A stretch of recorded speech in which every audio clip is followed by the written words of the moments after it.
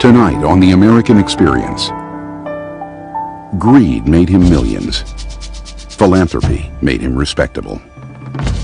Maybe with the giving away of his money, he would justify what he had done to get that money. The clash of good and evil inside the richest man in the world. Tonight on The American Experience.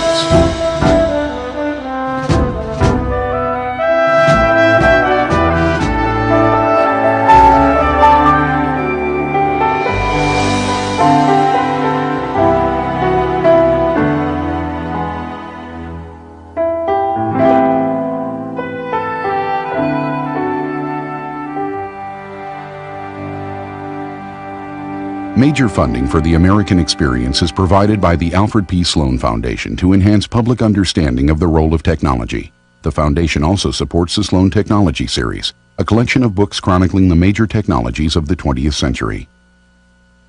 And the annual financial support of viewers like you.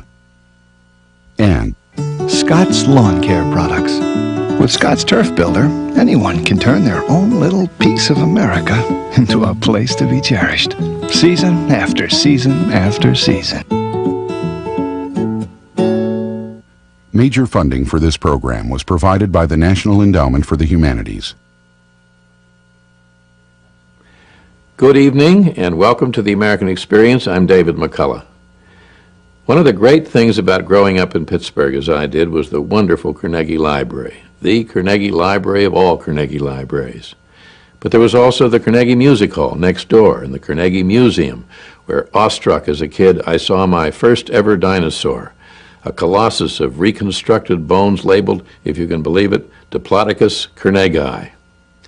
Andrew Carnegie wasn't a name in a history book. He was part of life in Pittsburgh, Carnegie and steel. And though nobody in my family was a steel worker or directly involved in the steel business, we knew, as everybody did, that steel was what made all the wheels go in Pittsburgh. Steel was the backbone of modern civilization, my father liked to explain at the dinner table. A great country was a country that made things, and Pittsburgh, he would say proudly, made steel.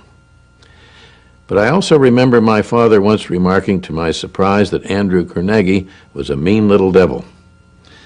The film that follows is one I'm particularly pleased to introduce because of my Pittsburgh roots, but also because it shows what real drama history is made of. It's all here. The rise of industrial power such as the world had never seen, wealth of almost unimaginable proportions, science and technology and cutthroat competition transforming the way America lived and worked. There is friendship, betrayal, the clash of labor and management, the bloody Homestead strike, the tensions within Andrew Carnegie himself, the good and the bad and the painful, and the promise of progress. Here is part of our experience as a nation too little understood and of greatest importance, when the America we know came into being. The Richest Man in the World, Andrew Carnegie, by producer Austin Hoyt.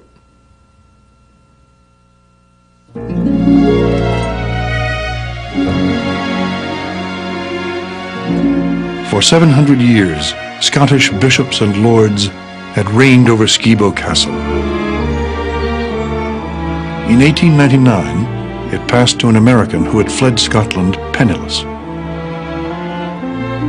To Andrew Carnegie, Skibo was heaven on earth. If heaven is more beautiful than this, he joked, someone has made a mistake. When Carnegie left Scotland at age 12, he was living with his family in one cramped room. He returned to 40,000 acres, and he wasn't yet the richest man in the world.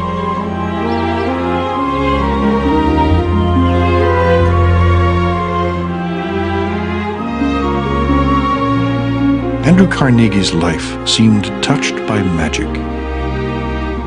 Carnegie was more than most people. Not only more wealthy, not only more optimistic. In his case, it goes almost to the point of unreality. Carnegie is still, right throughout his life, the little boy in the fairy story, for whom everything has to be all right. Carnegie was a legendary figure in his own time, a 19th century icon.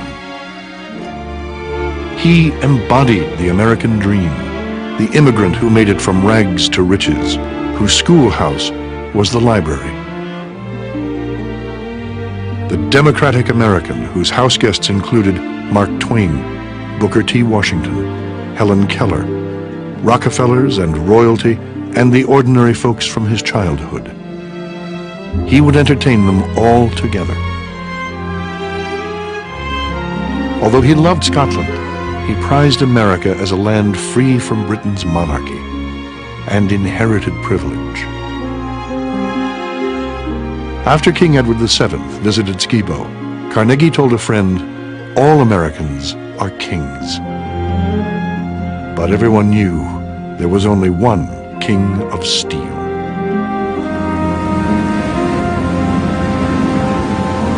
He set out literally to conquer the world of steel, and that he did, and became the largest steel producer not only in the United States, but Carnegie Steel by 1900 produced more steel than the entire steel industry of Great Britain.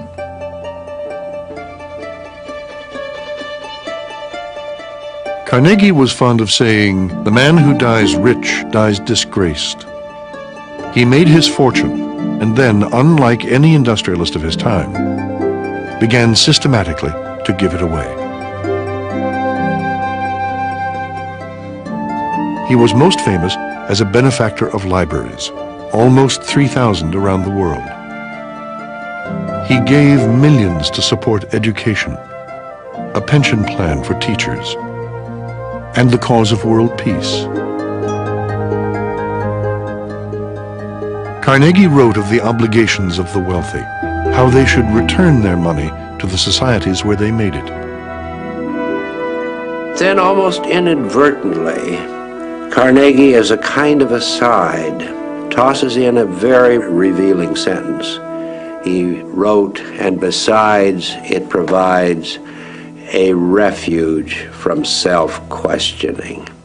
In other words, this old internal and eternal torment was still going on. Maybe with the giving away of his money, he would justify what he had done to get that money. Carnegie presided over one of the darkest chapters in American labor history. He always saw himself as a friend of the working man. But the lives of his workers were not fairy tales, where everything turns out all right. By the standards of his time, he was less ruthless than many of his contemporaries. But certainly by the standards of ethics and conduct to which we would like to hold businessmen today, he indeed operated extremely ruthlessly. That was not how Carnegie's daughter Margaret remembered her father, at least in public. My father was a kindly, friendly man. He always wanted to be remembered as one who loved his fellow men. He was a great optimist, incurably so. All is well since all goes better. That was his motto. He lived by it and believed in it firmly. The private thoughts of Carnegie's daughter were harsher. "Tell his life like it was," she urged her father's biographer. "I'm sick of the Santa Claus stuff."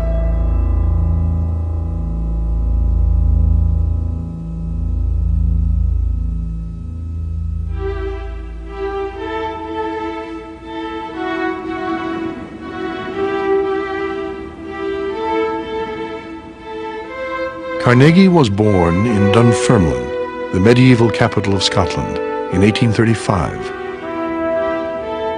The town prospered as the center of a growing linen industry. Its highly skilled weavers were considered the aristocrats of craftsmen, though not the equal of shopkeepers on the high street. Carnegie could remember the time before the Industrial Revolution forced the weavers from their homes and forged the course of his life. Young Andrew fully expected to be a weaver like his father Will.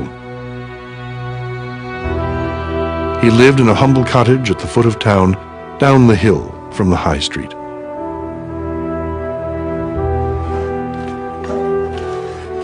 His father kept his hand looms at home.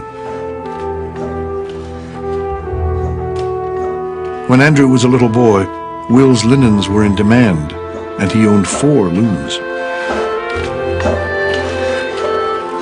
Andrew would sit at his father's feet, mesmerized by the rhythmic sounds of the shuttle and the foot pedals.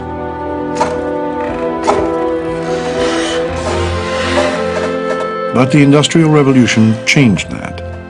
The steam-powered looms that came to Dunfermline in 1847 put hundreds of handloom weavers out of work. As Will Carnegie began to sell his looms one by one, Andrew's mother, Margaret, held the family together. She opened a small shop in the front room of their cottage, where she kept a kind of grocer's shop. And she worked all the hours that God gave her mending shoes in order to keep the family in food, in respectability, and in clean collars, which was very important to her. She wants to achieve affluence, and she wants to be regarded as the equal of anyone she chooses. And the dwindling of the family income bit by bit as the Industrial Revolution ate up the Carnegie sources of income and the selling of the bases of their wealth was a business of slow growing shame for Margaret Carnegie. The boy would have been extremely conscious of this. Andrew would feel the pressure of his mother's shame, as well as the preference she showed his younger brother Tom. The boys lived in one room with their mother and father. Margaret provided for them in that bitter winter of 1848, when hundreds of their neighbors went to bed early to forget the misery of hunger.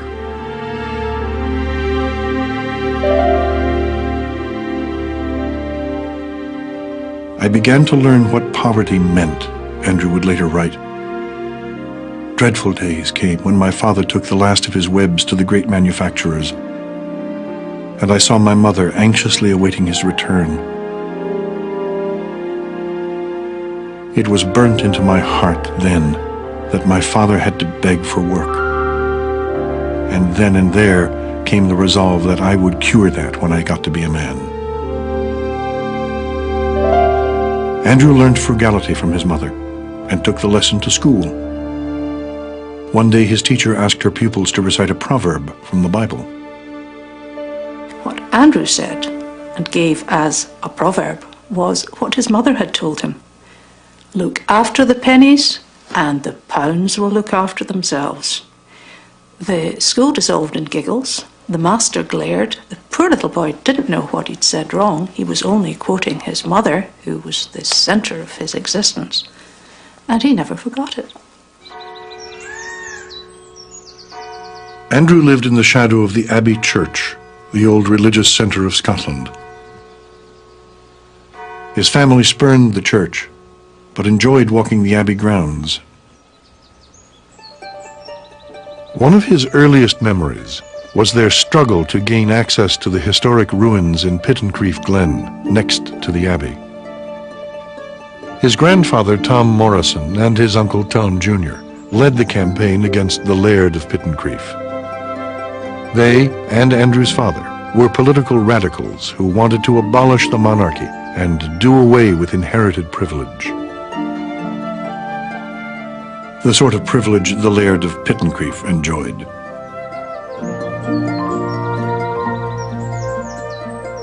From the Abbey grounds, Andrew could peek into his 60-acre private park, which was as near to paradise as anything he could imagine.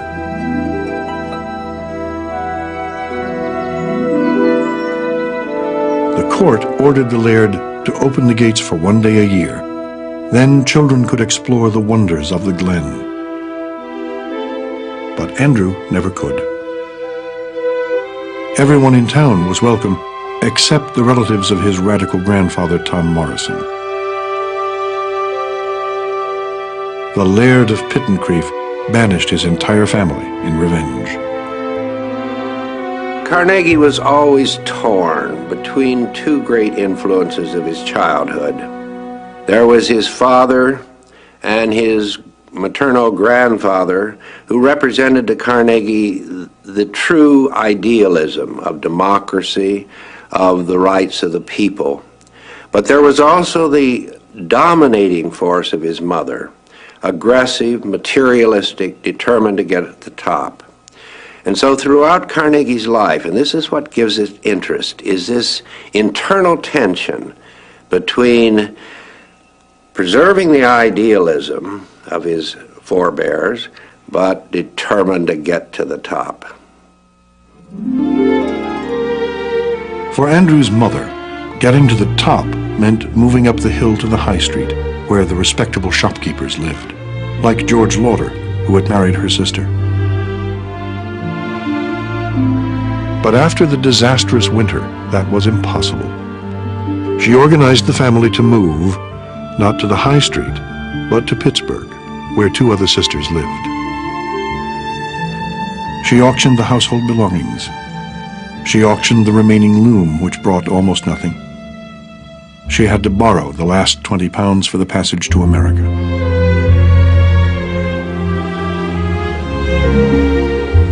Like many of the nearly 190,000 who left Britain for America in 1848, the Carnegies left in shame. Andrew, aged 12, was determined that in the new world he would heal the wounds of his father's defeat in the old.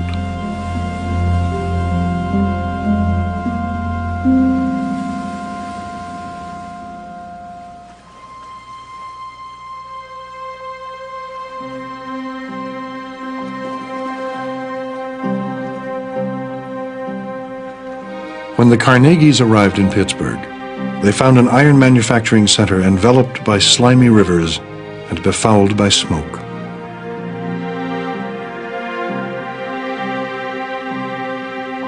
They had fled poverty and despair in a romantic Scottish town, only to find in Pittsburgh the same poverty and despair amid squalor.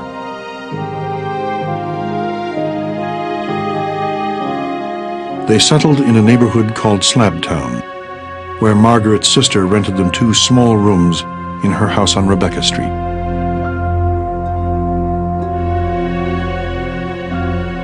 Like many immigrant children, Andrew, after only 5 years of schooling, went to work. At age 13, he stoked boilers in a textile factory 12 hours a day.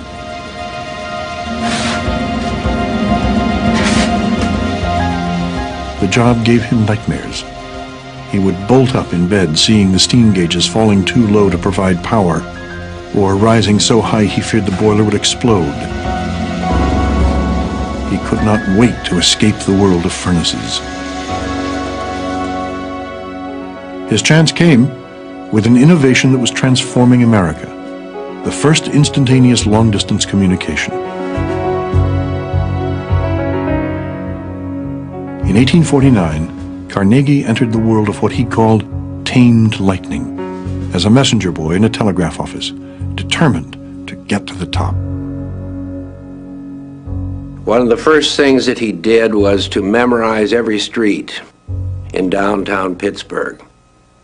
Once he had delivered a telegram to a particularly important businessman, he never forgot that face, so that when he would see that individual on the street, he would say, "Good morning, Mr. So-and-so."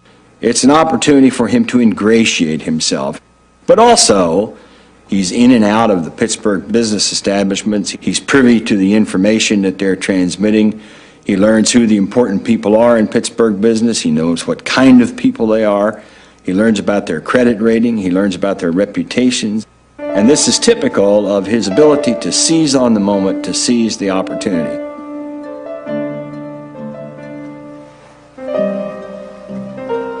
One spring evening, Andrew was downriver dispatching messages by steamboat when he met his father, headed down the Ohio to Cincinnati to sell his tablecloths. To his surprise, he saw on deck his father with his package of hand loom weaving, too poor even to buy an inside cabin on a cold night. And there was the stark contrast. The young boy, still in his teens, the success, his father, the failure in America. The father grabbed Andrew's hand and said in a broken voice, "Andrew, I'm proud of you." And Andrew simply took this as a compliment, not seeing the kind of despair in his father's eyes about his own failure. After 7 years in America, Will Carnegie died at age 51, a broken man, a victim of the Industrial Revolution.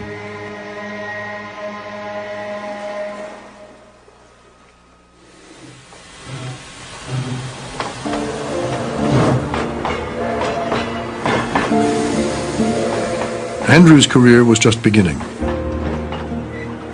He took a job on America's leading railroad, the Pennsylvania.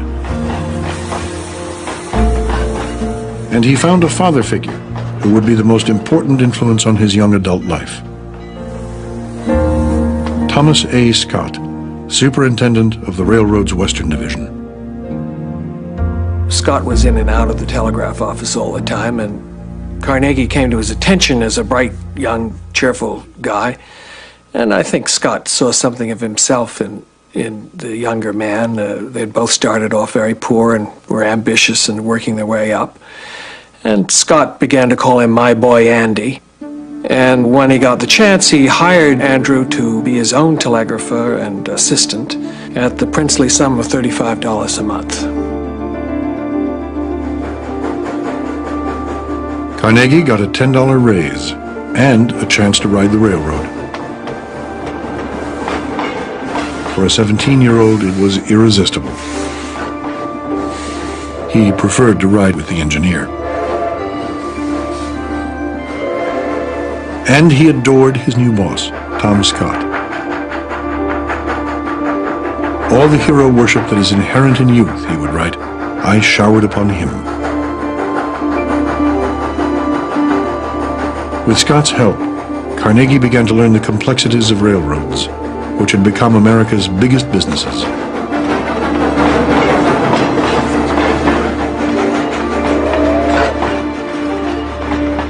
One day he came home to find his mother weeping, which was very unusual. She was a tough, hard woman who had essentially kept the family together.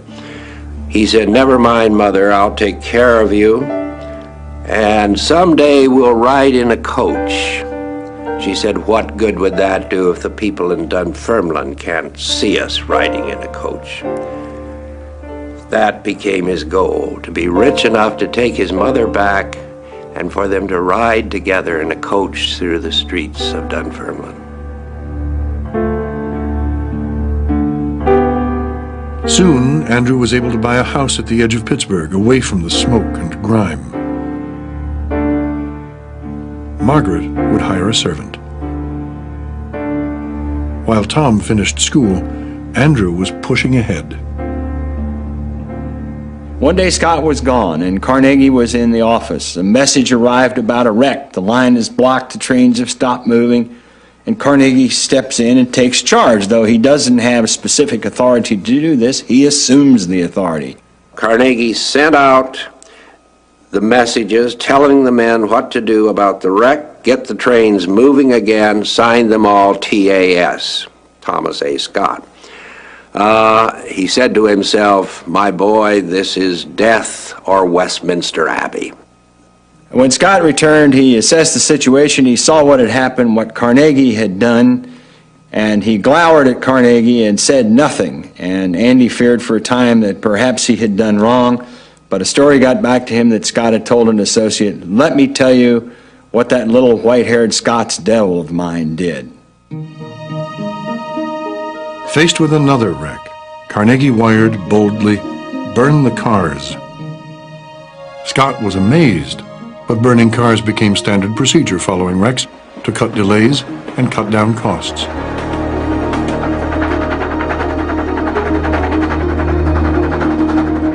Carnegie worked with Scott to develop bigger cars bigger locomotives, longer trains to carry bigger loads, all to cut costs. They were the first to keep telegraph stations open around the clock. The first to keep trains moving 24 hours a day.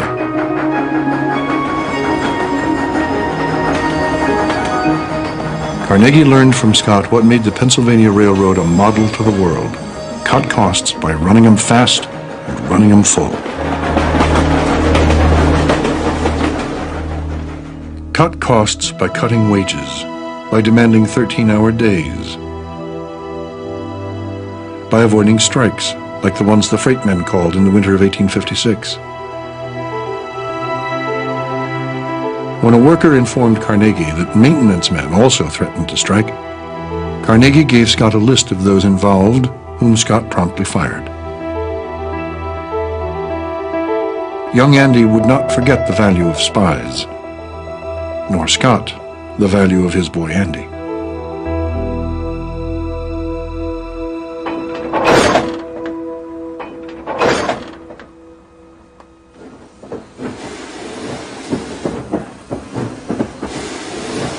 As the railroad expanded west, Scott taught Andy how they too, in an era of unregulated business, could make a profit along the tracks. Together they invested in Theodore Woodruff's new sleeping cars, which Scott bought for the Pennsylvania Railroad. Carnegie's $217 investment soon paid $5,000 a year. Woodruff shunted aside, went bankrupt. Carnegie foresaw the need for iron bridges to replace wooden ones and formed a company to make them. He held Scott's shares in his name, while Railroad President J. Edgar Thompson put his in his wife's name to avoid the perception of conflict as they bought their own iron bridges for the Pennsylvania Railroad. To make the iron for the bridges that Scott would buy for the Pennsylvania Railroad, Carnegie followed his brother Tom into the iron business. Carnegie's investments along the tracks became so profitable that a salary of $2,400 a year from the railroad represented a mere 5% of his income. In 1865, he left the Pennsylvania Railroad to pursue his other ventures. He could rejoice in the 12 years that had passed since Thomas Scott first called him my boy Andy.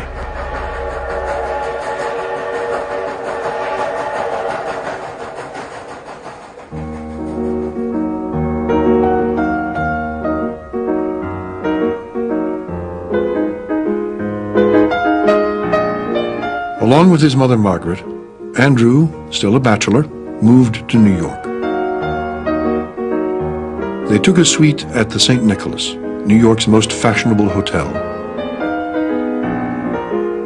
Margaret could now wallow in luxury and banish the memories of immigrating in steerage, of stitching shoes by candlelight down a muddy alley in Slabtown. Her boy was now a wealthy man, but dissatisfied. At age 33, Andrew took stock of his life.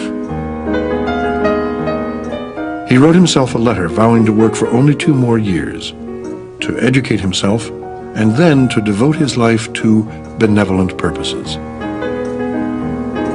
Simply making more money, he wrote, must degrade me beyond hope of permanent recovery. It was a very curious type of spirituality, and it reflects the voices of his father, who spoke of the religion of altruism, or the voice of his uncle, who spoke of an egalitarian political society, and the voice of his grandfather, who agitated so strongly against the aristocracy. All of these ghosts are urging Andrew Carnegie onward.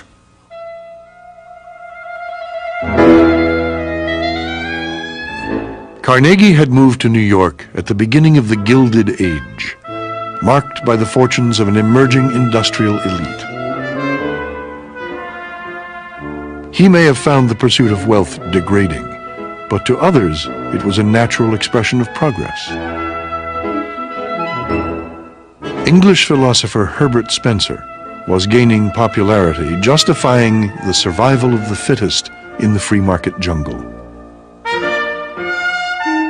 As for the poor, Spencer felt nature meant to cast them aside.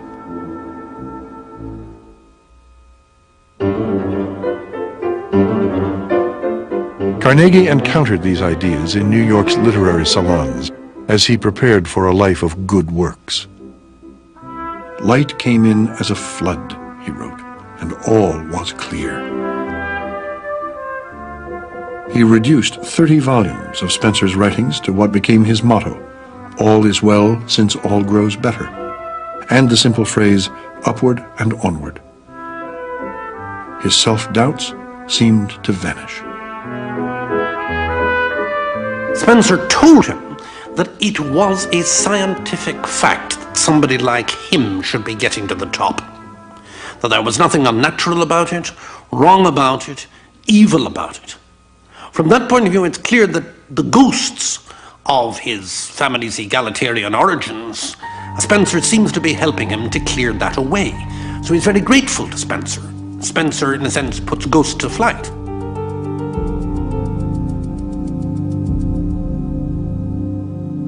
By 1872, Carnegie had worked 2 years beyond what he said he would in his letter to himself. What he saw in England that summer would make him work 30 years more.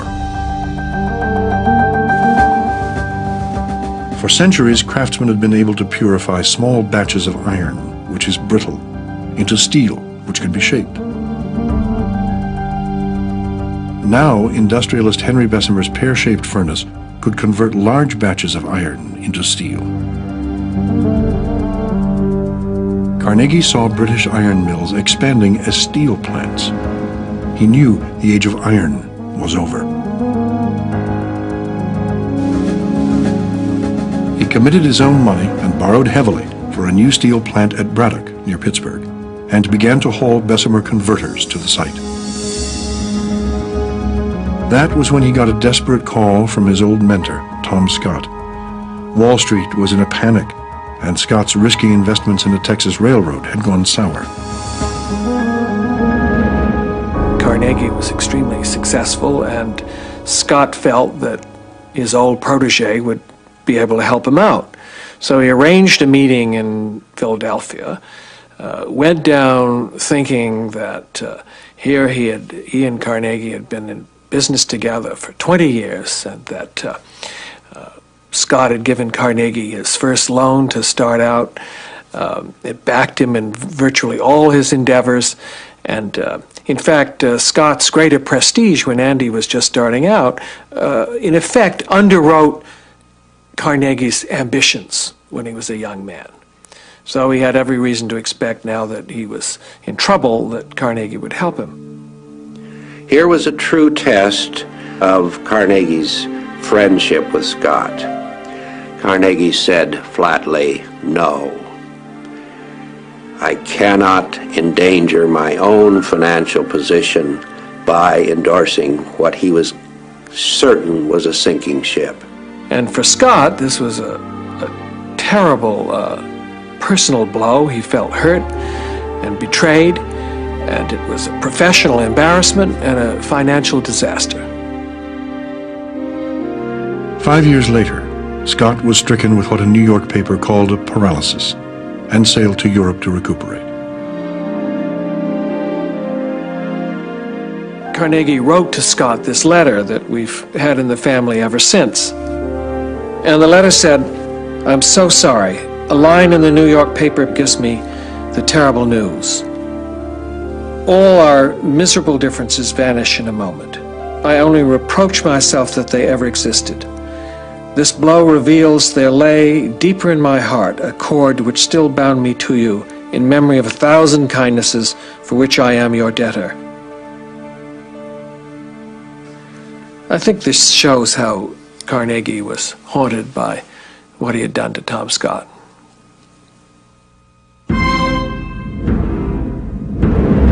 All my capital was in manufacturing, Carnegie would explain. But the regrets and protests came later. At the time, in 1873, Carnegie simply slammed the door on Scott and on his own past life. He was looking forward to the opening of his huge new plant at Braddock, looking forward to the age of steel.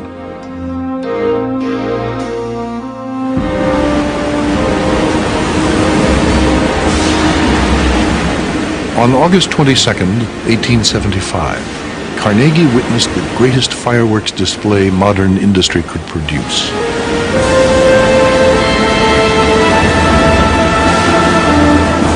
Blasts of air burned out impurities in his molten iron, and a silver-white liquid, steel, was poured into waiting molds that would form ingots that would be rolled into rails.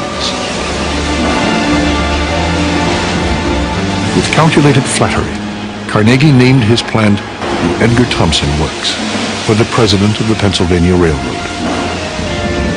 It was known as E.T.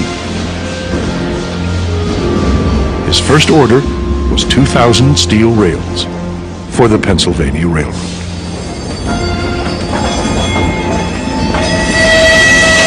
Carnegie shocked a meeting of mill owners who divided the rail market among them by demanding a share equal to the largest. Carnegie arrives and announces that he's bought stock in all their companies, and he's read their reports, and he sees, as he goes around the table pointing at various people, that this president makes $50,000 a year and has an $80,000 a year expense account, and so on, whereas his president makes $5,000 a year and has no expense account. I know my costs, he says, and I know yours. And if you don't give me the share I want, in effect, he says, I'll run you all out of business because you can't compete with me.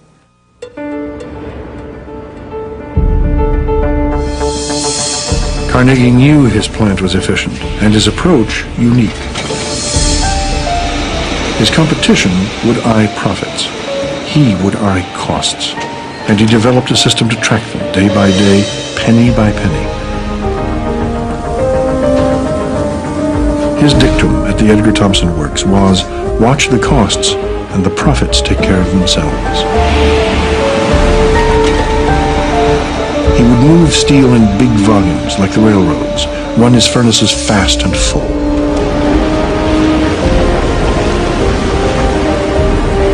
Data on costs and volume were wired to Carnegie in New York. From there, he badgered his managers and tried to inspire a spirit of competition among his workers. It seemed to work. All you had to do was pit one furnace against another. For the prize of being the best producer of that week, you got to post a steel broom at the top of your smokestack. And the men actually got into the spirit. It was part of the competitive spirit of America.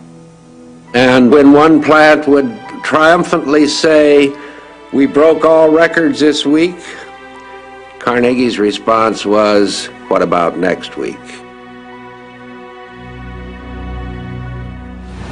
The new record raised next week's quota. If a manager or work crew fell behind, they would be fired. Competition was a driving force, but it drove the workers 12 hours a day, 7 days a week. The only holiday they got was the 4th of July. The efficiency of the plant, so important to Carnegie, reduced workers to unskilled tenders of machines, easily replaced, often dehumanized.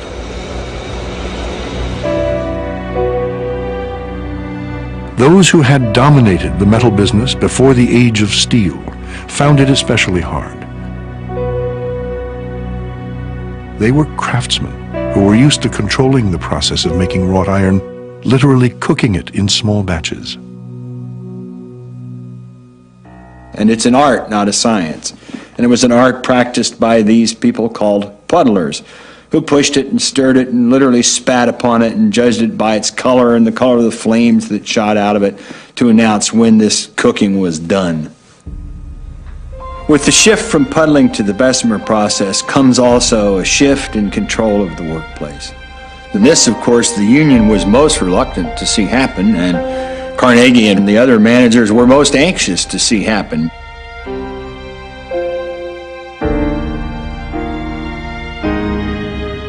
From the moment E.T. opened, workers and their unions battled Carnegie for livable wages and control of the shop floor. A decisive battle would come in a matter of years. But the days of the puddler, of all creative labor in a mill, were numbered. At E.T., Carnegie introduced a scale of production that was daunting and irreversible. As the Industrial Revolution had claimed the jobs of hand-loom weavers like his father, it would now claim skilled craftsmen like the puddlers. The change from the age of iron to the age of steel had human costs, but not for Carnegie. He was able to foresee the revolution and to harness it.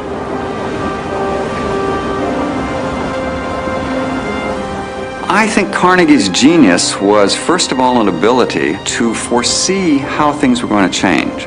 Once he saw that something was of potential benefit to him, he was willing to invest enormously in it. If he was told by one of his mill managers that a plant that they had built or a department in the plant that they had built was not operating as efficiently as they hoped it would or they thought it would, his answer would be to simply rip it out. Rip it out and start all over again, because he wanted to have the most efficient kind of operation. I think for other businessmen at the time, this just didn't seem to be good business practice at all. And I think that they regarded him as someone who was very audacious, who was very reckless in what he was doing, and I think for a long period of time probably felt that he was doomed to failure.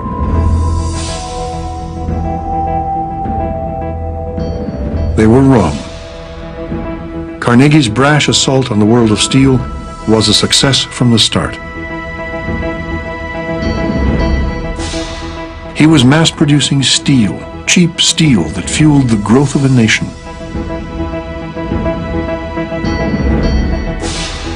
Three years after E.T. opened, Carnegie got the contract to supply the structural steel for the Brooklyn Bridge.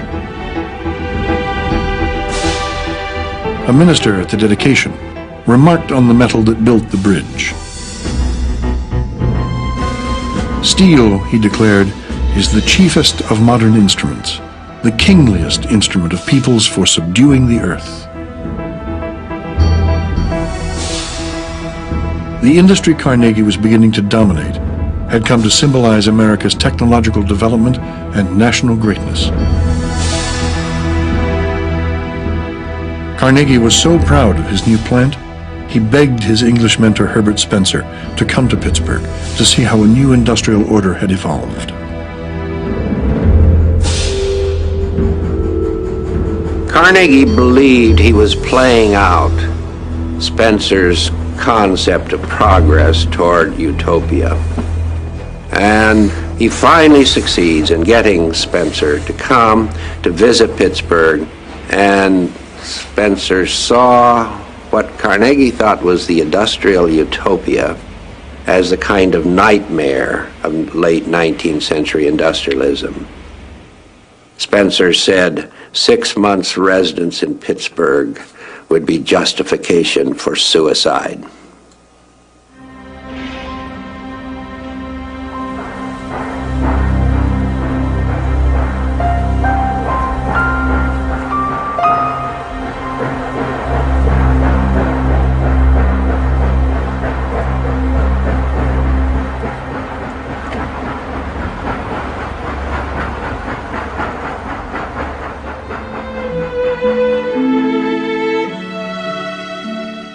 In 1881, Carnegie could keep a promise he had made to his mother, Margaret, in leaner times.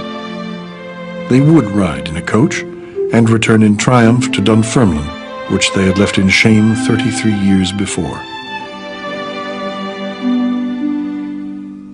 Andrew wanted his friend Louise to join them. Louise Whitfield was the 24-year-old daughter of a New York merchant whom Andrew, age 45, had courted for a year. They enjoyed riding together in Central Park. Andrew got more and more friendly with this girl who was not conventionally pretty, who was not vivacious, not flirtatious. She was quiet, she was serious, she was sensitive. And Andrew obviously liked her very much indeed.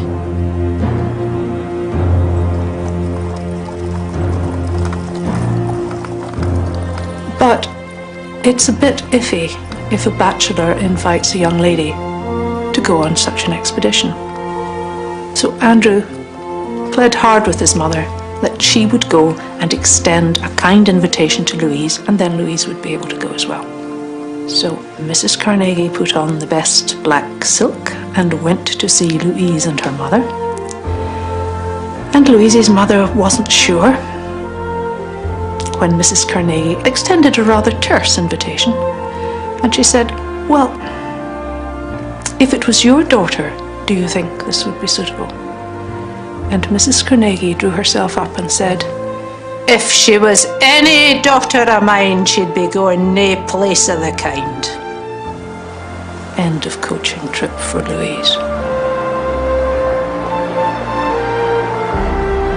And then to make it worse, the insensitive old so-and-so asked Louise to dinner, where everybody at the dinner table was chatting about this wonderful excursion that they were going to have, and Louise wasn't going, the only person who wasn't going, and she had to sit and eat humble pie and watch Mrs. Carnegie preening herself at the top of the table.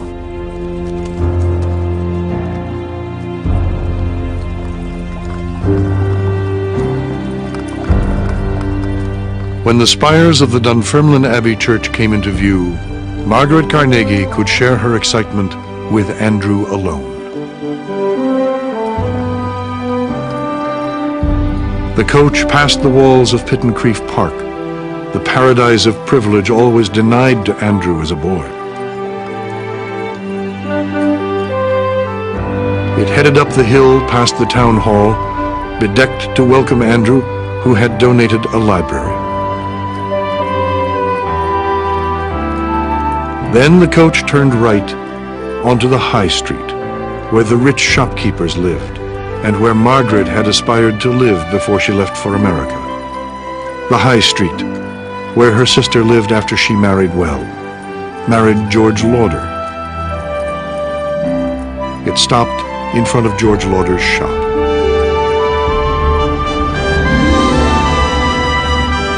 Andrew was at the reins, and Margaret was up on top, dressed in her best black silk. Up on top, where all Dunfermline could see her.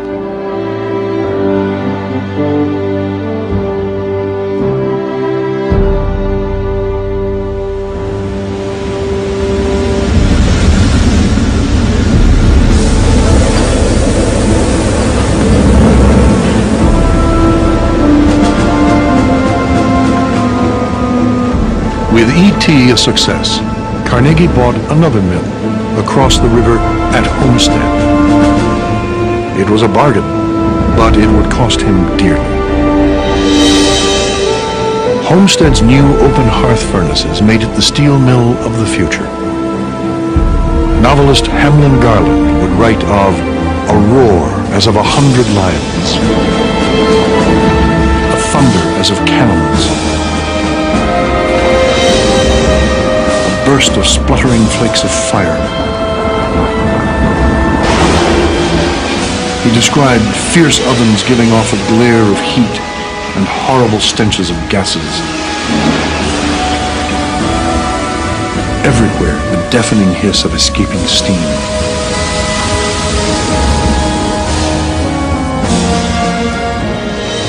I saw men prodding in the deep soaking pits, where ingots glowed in white-hot chambers.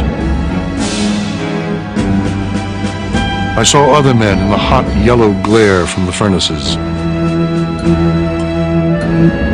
It was a place into which men went like men going into war for the sake of wives and children, urged on by necessity. A man works in peril of his life of 14 cents an hour.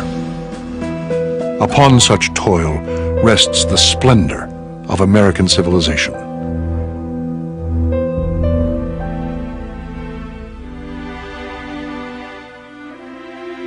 The town itself was foul.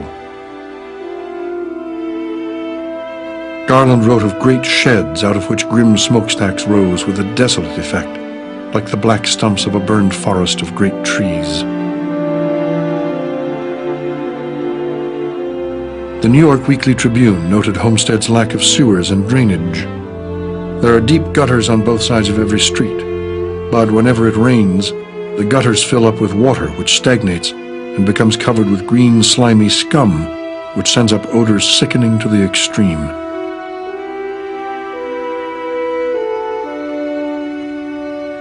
This was home to thousands. The English speakers with the skilled jobs lived on the hill. They could look down on those they called the hunkies, the Slavs and Hungarians who did the dirty work and lived in the cluttered alleys by the tracks behind the mill. But, like war, the mill forged a brotherhood. The mill was their life,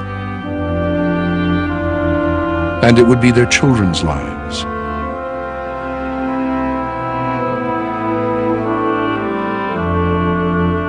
There is a fascination about the mill, a sociologist wrote, against which even unwilling mothers find themselves helpless to contend. Something else made Homestead unique. Workers ran the town, and through their unions they helped run the mill. The strikes, which had forced the former owners to sell to Carnegie on the cheap, would now be his problem. Homestead was a workers' town, and the unions, the steel unions in Homestead, were very, very strong. Both the Amalgamated Association of Iron and Steel Workers and the Knights of Labor. Not only were they strong, but they were bastions of, by 19th or indeed by 20th century standards, bastions of inter-ethnic solidarity. And there were a number of workers who had come to Homestead from the greater Pittsburgh area who were distinguished by their commitment to a certain kind of labor politics that made Carnegie and his colleagues quite uncomfortable.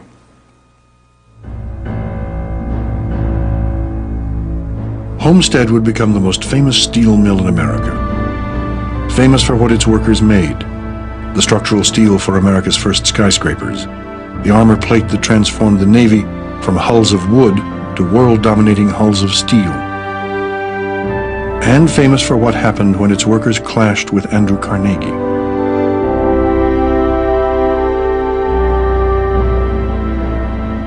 To help manage Homestead, Carnegie would rely on a savvy new partner, Pittsburgh coal tycoon Henry Clay Frick. He may have wished he hadn't. Carnegie met Frick at the Windsor, then New York's swankiest hotel, where he and his mother had moved. Carnegie had never met Frick until one day in New York City. Frick is there on his honeymoon, and Carnegie, accompanied by his mother, as he often was, invites Frick and his bride to lunch. And Carnegie, at the conclusion of lunch, toasts a future partnership of Frick and Carnegie. This came as a complete surprise to everyone there, including Henry Clay Frick himself. The first words that were spoken came from Andrew's mother. "That's all very well," she said, "for Mr. Frick, but what's in it for us?" What was in it for Andrew Carnegie and Mother Margaret was guaranteed access to Frick's vast supply of coke in southwestern Pennsylvania. Coke is coal partially burned in what were called beehive ovens. It is a key ingredient in making iron, and without iron, Carnegie could not make steel.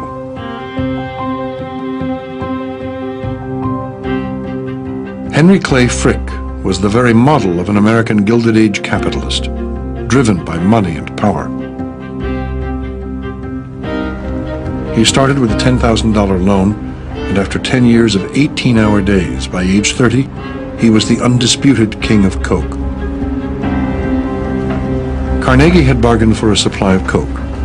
He got an extra dividend, a manager who would become his chief executive and make him the richest man in the world.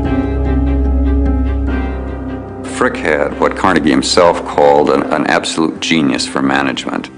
But he also shared a long-range vision of rapid technological change, and I think of building an empire of business that was very, very important to Carnegie. Carnegie had been fighting with his brother and fighting with other partners over the years over this whole issue of technological change. No one else was willing to go as aggressively or as rapidly as Carnegie was willing to.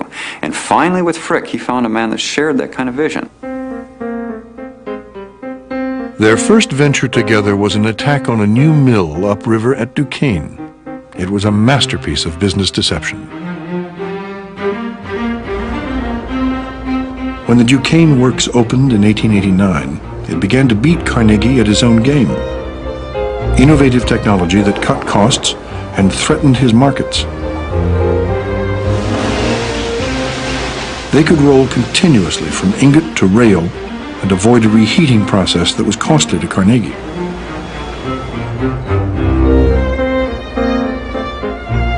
Carnegie, who was very worried and very concerned about this level of competition, decided to circulate a note to the various railroads, warning them not to use the steel from the Duquesne Works because it lacked what he called homogeneity.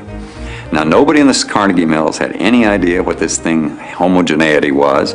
None of the people in the railroads had any idea what the term homogeneity meant. But it sounded good. I mean, it sounded like this was something that was important. And so the railroads were scared off of buying this new kind of a steel process. Carnegie had convinced the railroads that rails made at Duquesne were defective. Within a year, Frick scooped up the Duquesne Works for Carnegie. It was the greatest industrial bargain of the 19th century. Carnegie called Frick a marvel.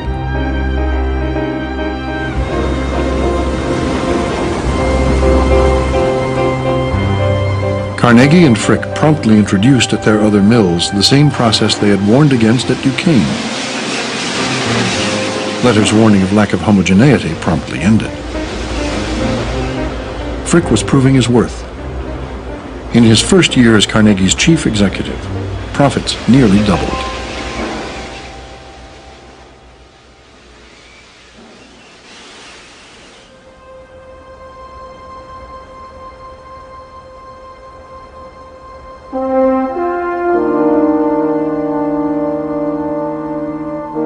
Andrew Carnegie spent the summer of 1886 at Cresson, his retreat in the Allegheny Mountains. But it was a trying time.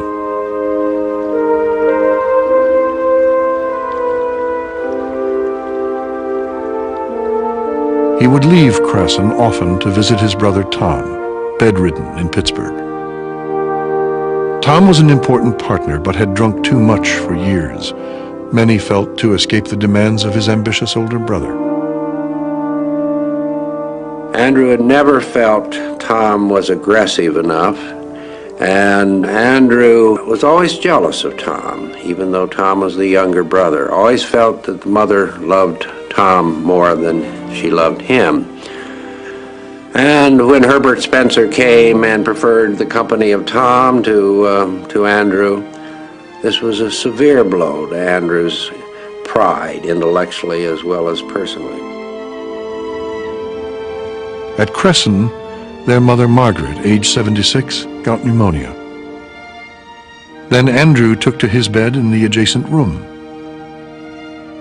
He wrote Louise he had a bad cold, but he had typhoid.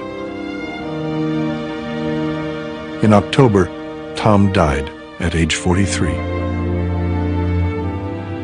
Carnegie had often dismissed Tom as being born tired. But he adored his mother. Perhaps someday I may be able to tell the world something of this heroine, but I doubt it, he would confide. I feel her to be sacred to myself, and not for others to know. After my father's early death, she was all my own.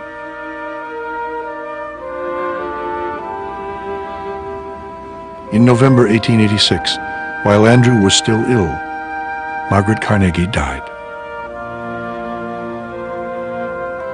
They were concerned that he did not hear that his mother had died of pneumonia, because it would occasion a relapse, a very serious one. They had to lower Mrs. Carnegie's coffin out of the window so that Andrew couldn't hear it being carried past his room, because the risk to his own health was so great. They told him a week later that she had died, and Andrew was devastated.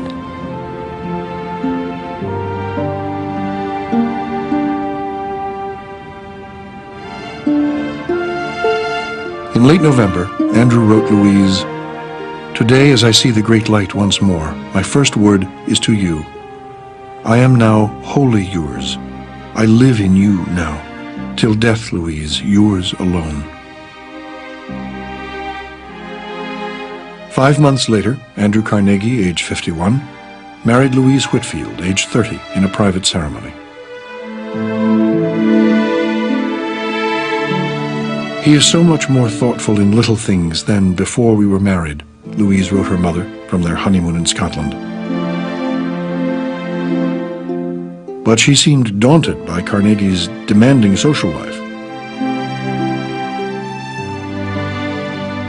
"We are in a whirl, nothing but a rush. I begin to realize how important it is for a woman not to have any wants or wishes of her own." The suppression of her desires, so evident in 5 years of courtship, made possible a happy marriage. But there was one feeling that Louise could not suppress forever. As an older woman, she confided that Margaret Carnegie had been the most unpleasant woman she had ever known.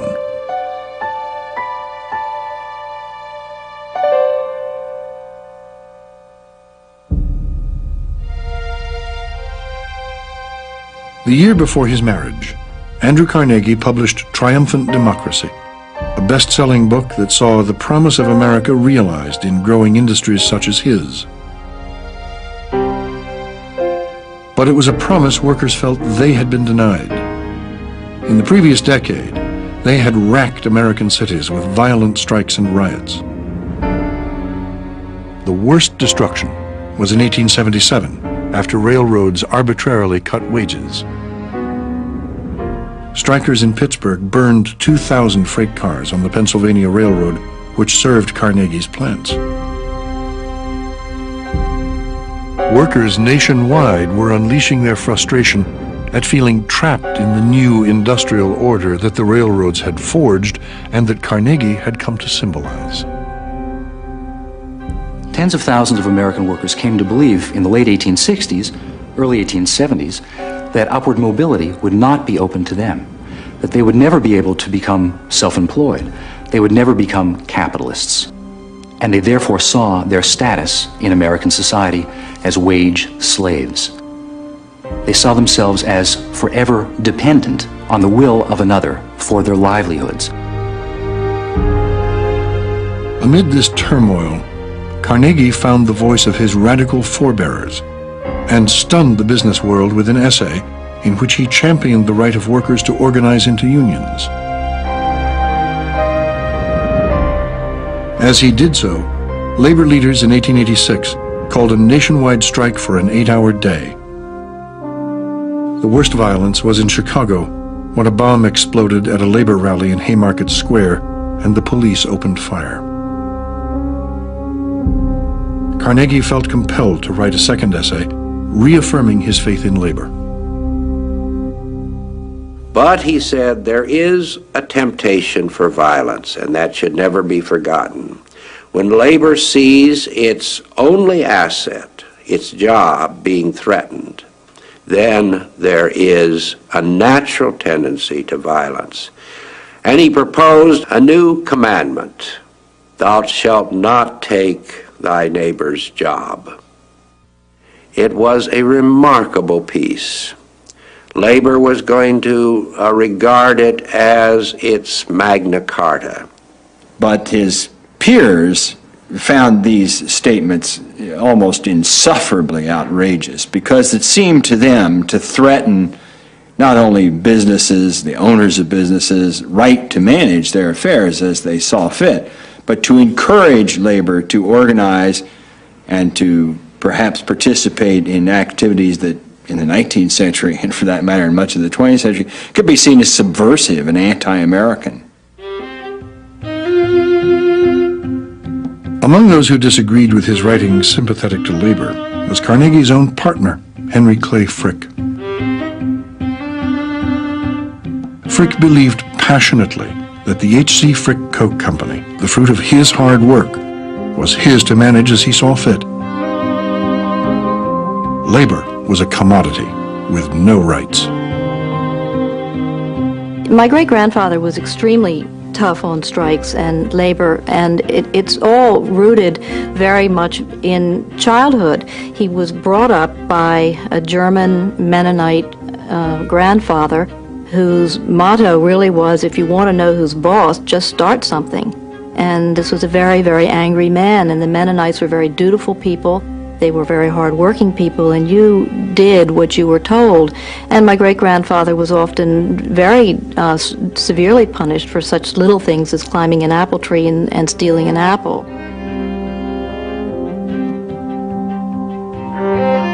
Frick viewed workers who would not accept his terms as disobedient. When English-speaking workers went on strike in his coal fields in 1884, he fired them and imported Hungarian and Slav scab labor.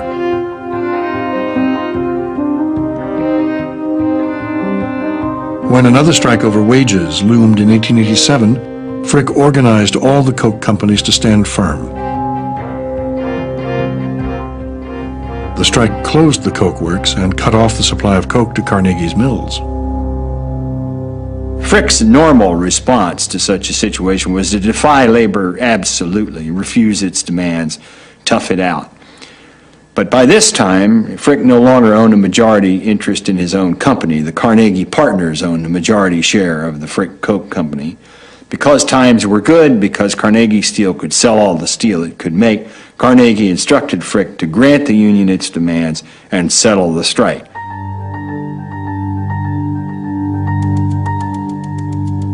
Carnegie forced Frick to retreat from his hardline stance on labor, and Frick was furious. But Carnegie's views were never tested. He emerged as the businessman both fair to labor and watchful of his bottom line.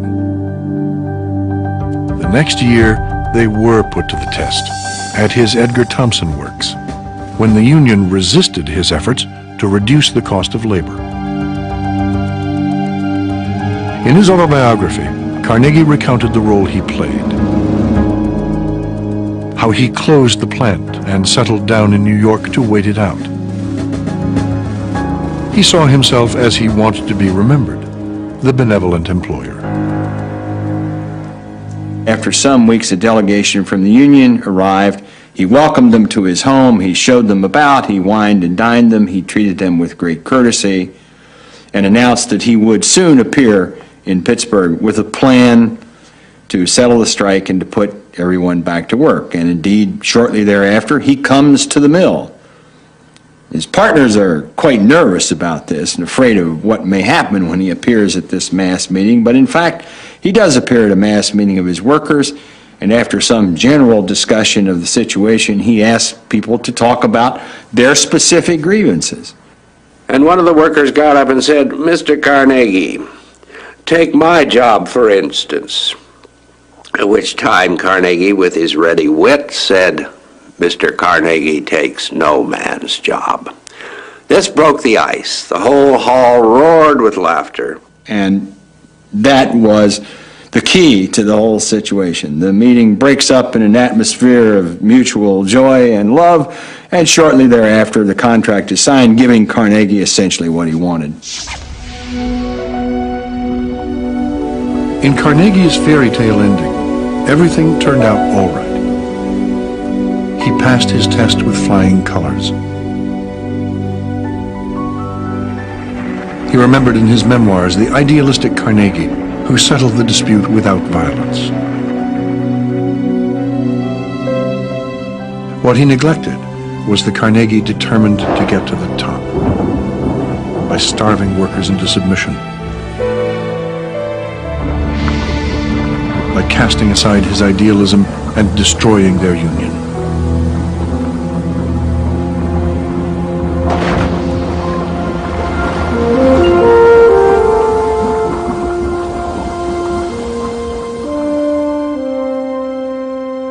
The next year, in March 1889, Carnegie gave Braddock, Pennsylvania, home of the Edgar Thomson Works, a magnificent library.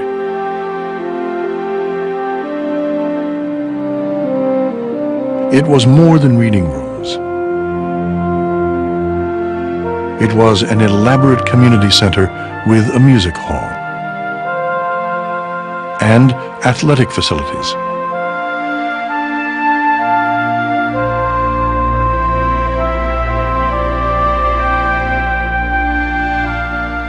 In his dedication, he stressed the obligation of the wealthy to give away their money for the public good, a theme he would develop and publish later as the Gospel of Wealth. He called the library a testimony to his partnership with the workers of Braddock, and he suggested that soon he would build a library in Homestead, but only on the condition that the workers in Homestead would become his partners. Only, he meant, if the workers at Homestead would give up their affiliation with their trade unions. I don't think that that rhetoric went over very well with the workers and their unions at Homestead. Across the river at Homestead, the Amalgamated Association of Iron and Steel Workers was the only union left in Carnegie's steel plants. That summer of 1889, the workers won concessions from Carnegie. They not only survived as a union, they emerged from negotiations more determined and powerful than ever. But that was before Henry Clay Frick was in charge. When their new contract expired in 1892, they would be dealing with Frick. How he handled an intervening strike in his coke fields would make him more determined and powerful than ever. The Hungarian and Slavs who worked in those coke works refused to work at the price that the H.C. Frick Coke Company was paying. They not only refused to work for it, they refused to allow anybody else to work. And so, as my great-grandfather began to bring people in to work, they marched on the Morewood plant not once but twice, and in the middle of the night, and to the sound of beating drums. They were absolutely drunk. They were armed with guns and pipes and shovels and brooms. They burned up all the coking tools. They tore the fence down, and they did, hundreds of thousands, if not millions of dollars worth of damage. And for my great-grandfather, this was intolerable. And he did say, these are ignorant people. They are not naturalized American citizens. They do not speak English. They are the ignorant tools of the labor leaders. And he said always, well, what is going to rule our great Commonwealth, the law or mob violence?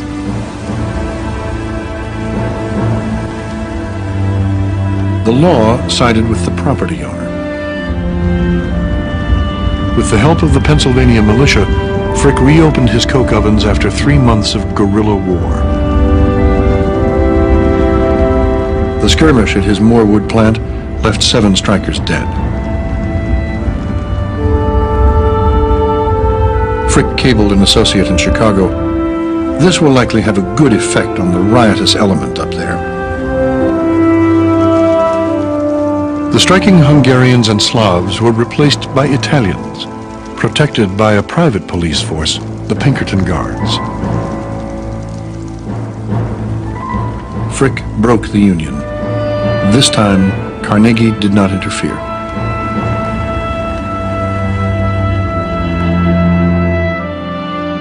Carnegie and Frick now controlled their labor costs everywhere, except at Homestead, where the Amalgamated was entrenched.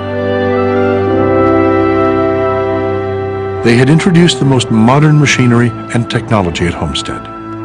The mill now required fewer workers, and the skills needed were not the obsolete skills of the old craftsmen, the puddlers. Yet it was these craftsmen who ran the union, and, unlike Carnegie's non-union mills, had a say in who was hired and how the work was done. No one believed more in the union cause than Homestead's activist mayor, John McLuckie. John McLuckie and his associates in Homestead believed above all in the idea that all American workers should be entitled to a job, a livelihood, and to having a sufficiency of means for living comfortably. They believed that this was an essential American right, and that individuals such as Carnegie couldn't be allowed to continue to accumulate wealth unfettered, untrammeled, and that the power, the wealth that the Homestead Steelworks represented, and the power and wealth that Carnegie had over the lives of ordinary workers such as McLuckie and his associates was tyranny. It was a step backward, not a step forward.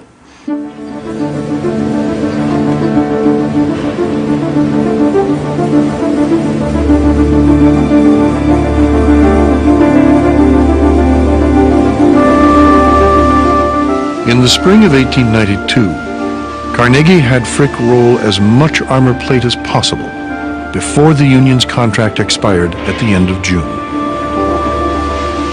America's largest steel producer had decided to eliminate America's largest craft union. How they would do it was still uncertain. Carnegie departed for his usual lengthy vacation, but this year at Lochrannoch in the remote Scottish Highlands.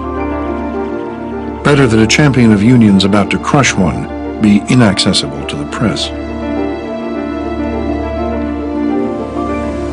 If Frick's terms were not accepted, Carnegie instructed him to close the plant and wait the men out. Later, he gave Frick more leeway. "We approve of anything you do," he wrote from England. "We are with you to the end." What Frick did was build a fence 3 miles long and 11 feet high around the entire plant. The workers called it Fort Frick.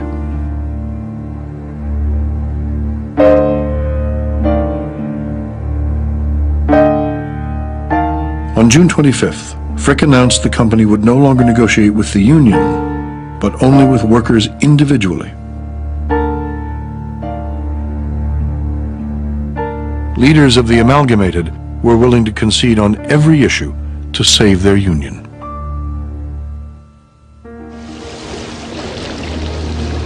They tried to reach Carnegie in Scotland, the Carnegie who took no man's job, but could not find him.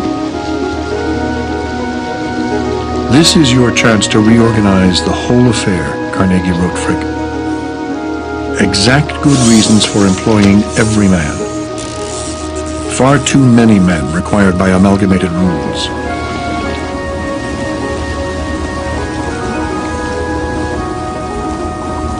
Carnegie did not believe there would be much of a struggle. He gambled the workers would rather keep their jobs than their union. But they stood firm.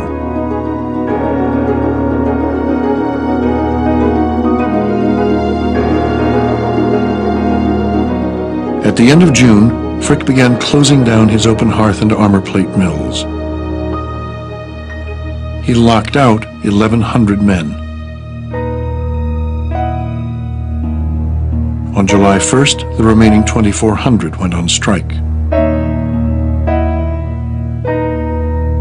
The furnaces that roared like 100 lions were quiet. The mills that thundered like cannon were still. Frick planned to open on July 6th and replace union workers with a non-union workforce.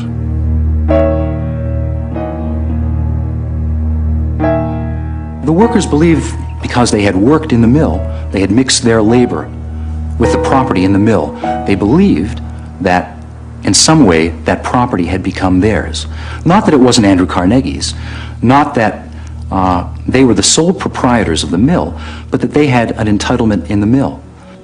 And I think in a fundamental way, the conflict at Homestead in 1892 was about these two conflicting views of property, but it also was about American rights. Journalists flocked to Homestead from across the country. Carnegie's plants represented the future of industrial America. At stake was what role unions would play. Frick requested the sheriff to post notices saying that he intended to protect the mill. The workers tore them down. He knew the sheriff could not protect the mill, but Pinkerton guards had never failed him. Once again, Frick called upon industrial America's hired guns.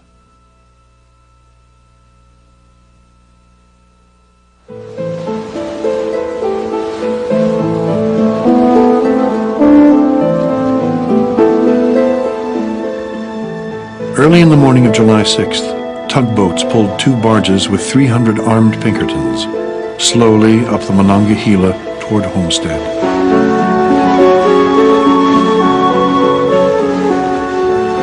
The town stood solidly behind Mayor McLuckie. "We do not propose that Andrew Carnegie's representative shall bulldoze us," he told the workers. "We have our homes in this town.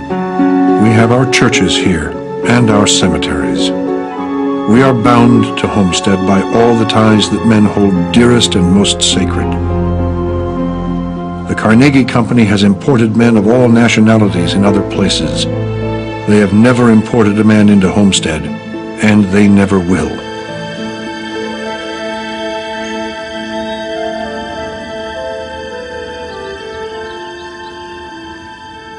It was daylight in Scotland.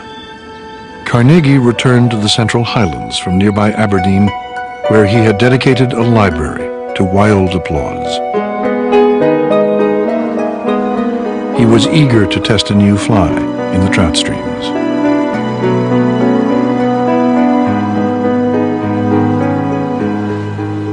Union lookouts were at their posts along the Monongahela.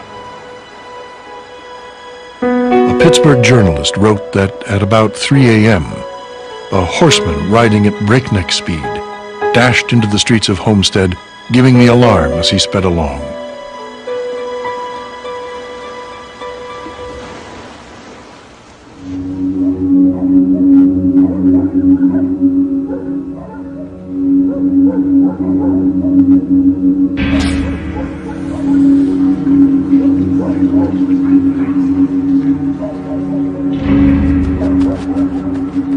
Men, women, and children burst from their homes and rushed to the banks of the Monongahela.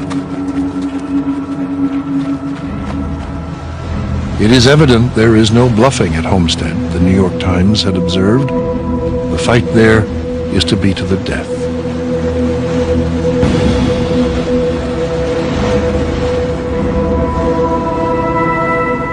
Shortly before sunrise, the barges landed near the pump house.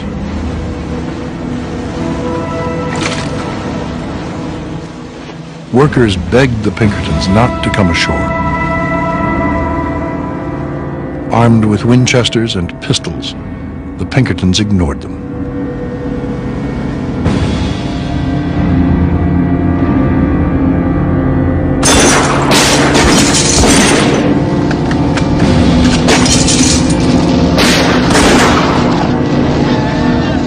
No one knows who fired the first shot.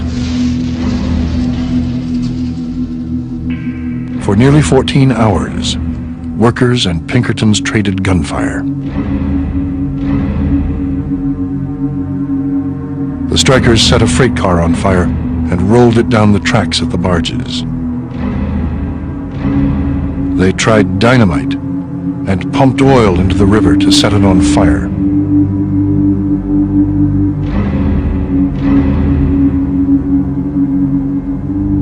When the Pinkertons surrendered at 4 p.m., 3 detectives and 9 workers were dead or dying. But the workers had won the battle. Then they began to lose the war.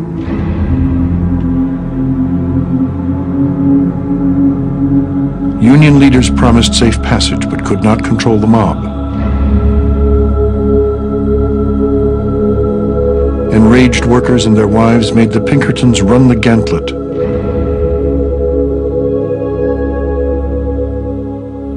The men screamed for mercy, the New York World wrote. They were beaten over the head with clubs and the butt ends of rifles. You could almost hear the skulls crack. And when they finally escaped, it was with blood in streams rushing down the backs of their heads.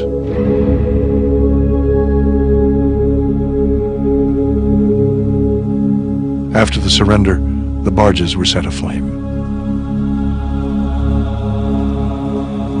The Pittsburgh Commercial Gazette reported, twilight now being about ended, the entire riverfront was lit up, while 2,000 throats shouted, "Hooray for Homestead."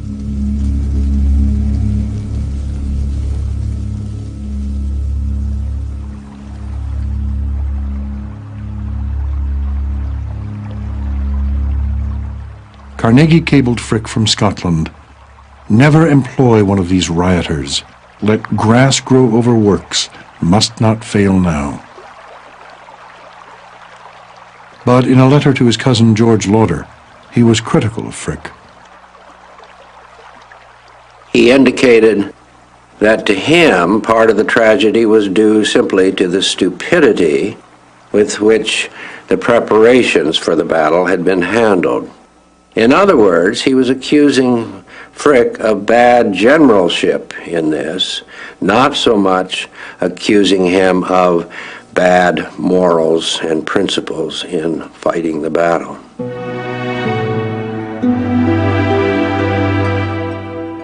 At Homestead, the workers continued to protect the plant, what they thought was their plant.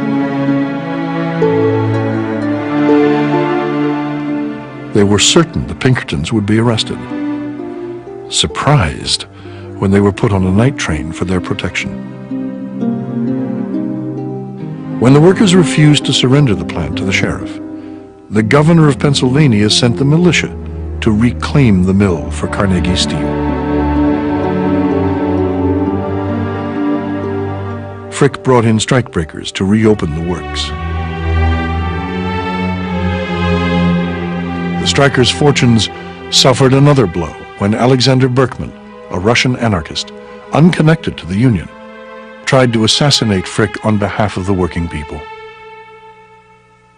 He fired 2 bullets into Frick's neck and stabbed him 3 times. After Berkman's attack, a carpenter was on top of Berkman, and he had a hammer in his hand, and he was going to bash Berkman's head in. And my great-grandfather said, and at this point he's got the 2 bullet wounds in his neck, he's really bleeding to death, and knife wounds, blood all over the floor and down his legs. He says to the carpenter, "Don't hit him, leave him to the law. Don't hit him, leave him to the law." So they take Berkman away. In the meantime, my great-grandfather suddenly got up from his desk. This was after the surgeons had dug the bullets out without any anesthesia. Then he gets up and he goes back to his desk and he completes his entire day's work and business. Writes Carnegie, "Don't bother, don't come home. We'll fight the strike out even if it kills me."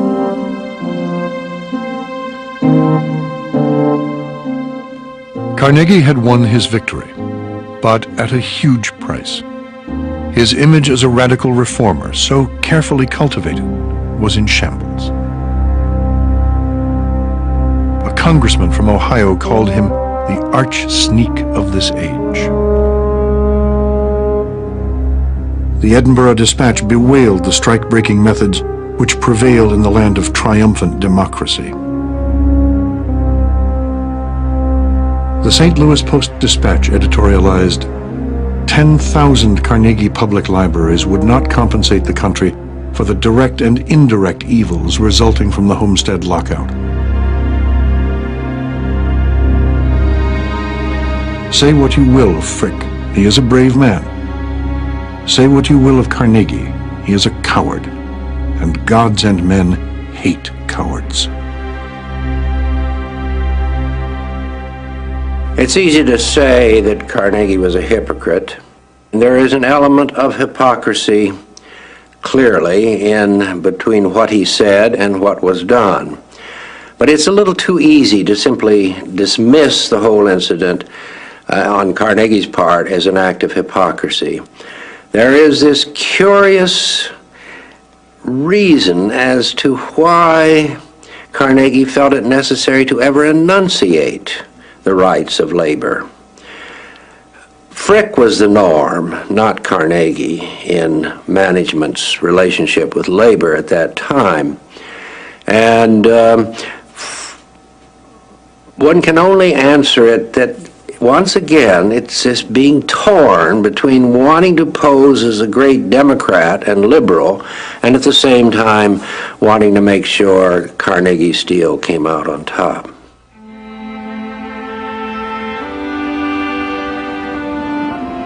As Christmas approached, 1,800 men were out of work. Their leaders would be blackballed in the steel industry for the rest of their lives.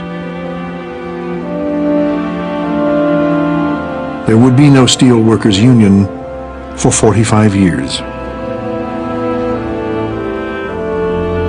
They lost their jobs, their homes, everything. Hungry men and their families had to stand outside the plant and watch what the Pittsburgh Press called a lost paradise. If you look forward to a happy Christmas, not having put forth a helping hand, your turkey ought to choke you.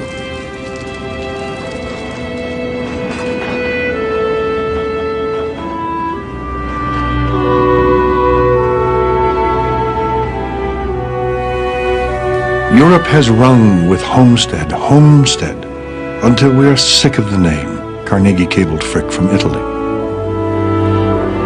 But it is all over now. So, once again, Happy New Year to all.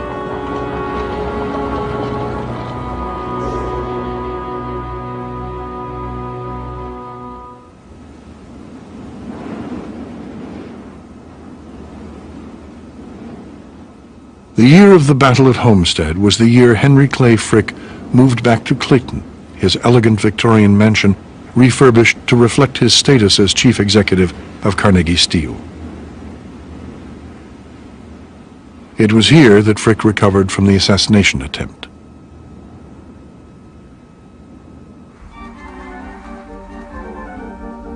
Carnegie stayed with the Fricks at Clayton that winter.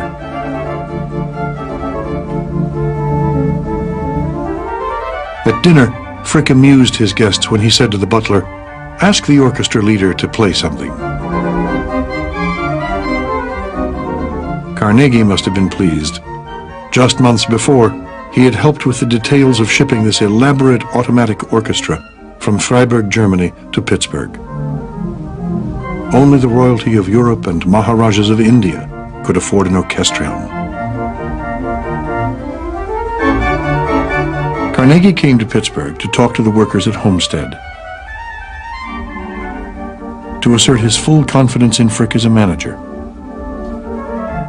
But the surface civility hid a growing tension. Homestead had taken its toll on Frick. In 1894, my great-grandfather really essentially had a nervous collapse. This man was absolutely exhausted. He'd had 2 children die, and he'd broken the back of labor, but in turn that, in a way, really broke his back. And Carnegie was going around telling everybody that my great-grandfather was essentially a disordered man. And my great-grandfather really turned on him and said, "I am sick of your telling people that I am a disordered man. I am tired of your absurd newspaper articles, your absurd interviews, your personal conduct, and your interference in matters that are of absolutely no concern of yours because you happen to know nothing about them anyway." He had had it. Frick resigned as chief executive, but Carnegie convinced him to become chairman of the board. With Homestead behind him, Carnegie began to challenge the world. He invested in new machinery to further cut labor costs. He began to rebuild all his plants. His profits in 93 were 3 million, 4 million in 94. His oldest partners began to cry for dividends. There is between 6 and 7 millions available, wrote his cousin George Lauder in 1895. Why do you not make dividends? Another wrote of a ship forever in sight of port, but never landing.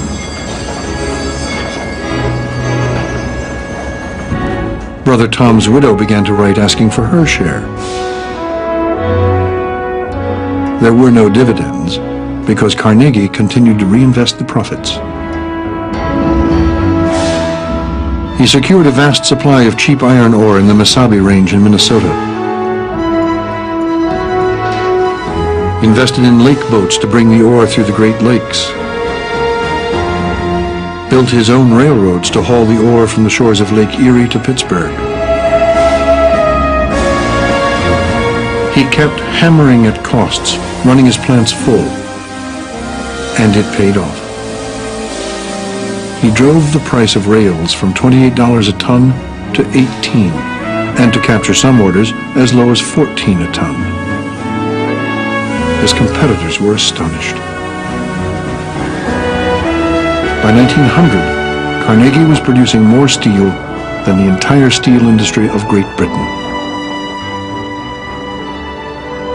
Carnegie sets a standard for American industry, and I think that the fact that America grows to become, by the turn of the century, the greatest industrial nation in the world, and an industrial nation that far outstrips any of the other nations by that point in time, to a large extent has to be credited to someone like Carnegie. I think he stood the American industrial world on its ear. I think he stood the world on its ear in many ways.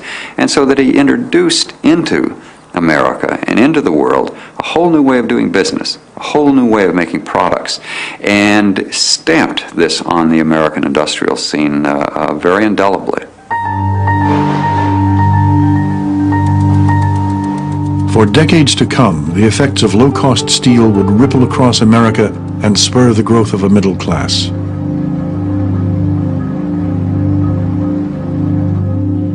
In Pittsburgh, Carnegie contracted with dozens of outside suppliers and hired thousands of clerks, chemists, and other salaried workers who made 3 times as much as the average worker on wages.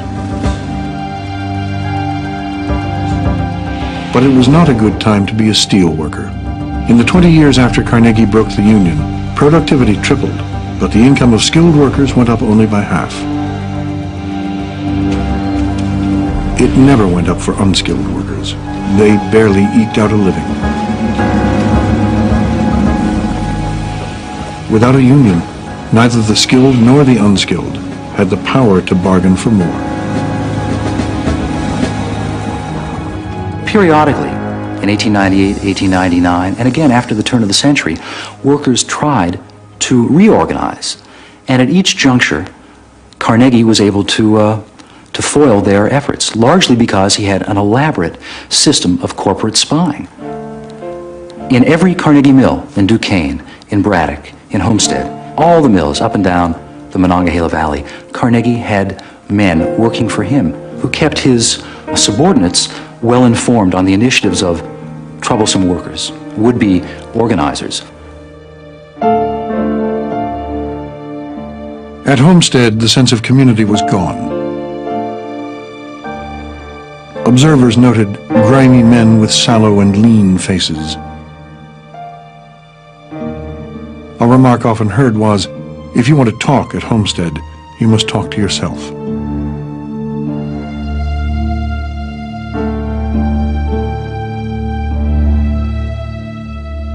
Carnegie saw none of this when he returned to Homestead on a rainy day in 1898 to dedicate a library.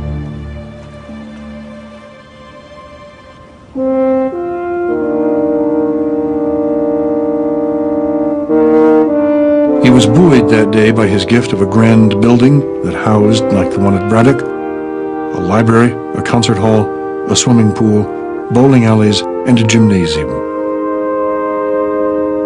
He recalled the unpleasant events of 6 years earlier. By this meeting, Carnegie said, all the regretful thoughts all the unpleasant memories are forever in the deep bosom of the ocean buried. Henceforth, we are to think of Homestead as we see it today.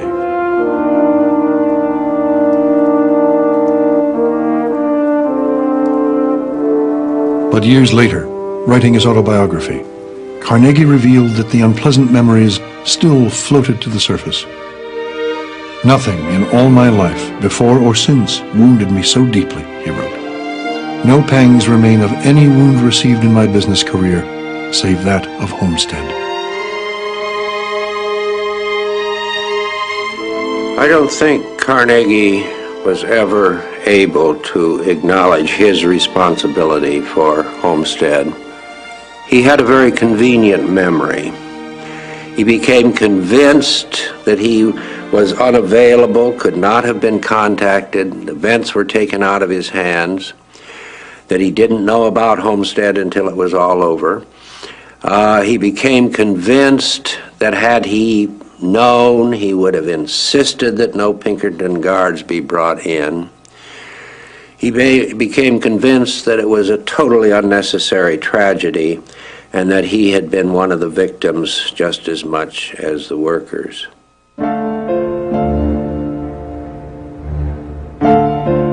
He said at the dedication that had he been there to talk to the men, the tragedy would not have occurred. It was a swipe at Henry Clay Frick. The tension of 20 years came to a head 2 years later in 1900, when Frick tried to raise the price of Coke. Carnegie was furious and ousted Frick from the board. Then Carnegie invoked an agreement allowing him to buy Frick shares at far less than market value. Frick would lose millions. Carnegie called on Frick and said that he was going to have to leave the company. Frick swung on him, said, "I always knew you were a goddamn cheat." And for the first time since he'd been a child, someone actually dared physical force against the little Scotsman. My great-grandfather said, "I have known for years you are nothing but a goddamn thief." And we will see what the courts of Allegheny County have to say about this. Frick sued Carnegie for the market value of his shares. The Clash of Steel Kings was the greatest private lawsuit in the history of the country. It forced open the books of a closely held partnership, and the press had a field day.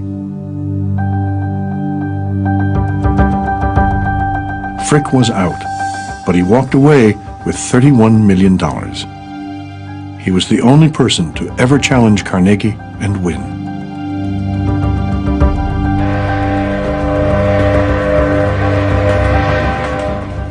There was another crisis in 1900, a bigger one. Customers stopped buying Carnegie steel. 40,000 tons of steel used to fashion rods, tubes, and nails were canceled by the finishing plants. Financier J.P. Morgan was buying up the finishing plants and building his own furnaces. He was mounting a major challenge to Carnegie. Carnegie had no doubt that he could compete with Morgan's steel firms, and in fact that he could drive them out of business, and he had every reason to believe this. He knew that Morgan's firms couldn't match his costs.